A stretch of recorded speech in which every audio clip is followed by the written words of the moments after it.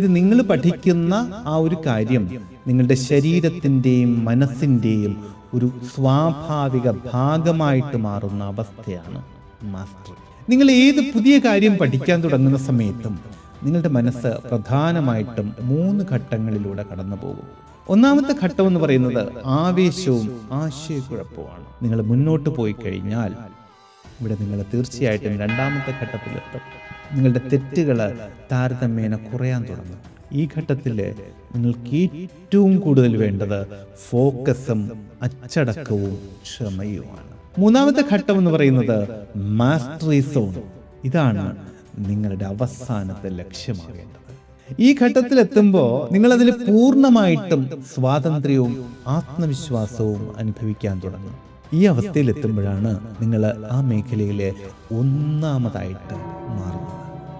Mastery is equal to mindset plus method plus consistency. നിങ്ങളുടെ mindset മാറ്റിയാൽ നിങ്ങൾക്ക് ശരിയായിട്ടുള്ള ടൂളുകളിലൂടെയും അതുപോലെ നിരന്തരമായിട്ടുള്ള പരിശ്രമങ്ങളിലൂടെയും നിങ്ങൾക്ക് പ്രായമോ വിദ്യാഭ്യാസമോ ഒന്നും നോക്കാതെ എത്ര വലിയ സ്കില്ലും സ്വന്തമാക്കാൻ സാധിക്കും. മാസ്റ്ററി എന്ന് പറയുന്നത് എപ്പോഴും നേർരേഖയിൽ തന്നെയുള്ള ഒരു വളർച്ചയല്ല. ഓർക്കുക, ഒരു പുതിയ സ്കില്ല് പഠിച്ചെടുക്കുക എന്നത് പെട്ടെന്നുള്ള ഒരു മാന്ത്രിക വിദ്യയൊന്നുമല്ല.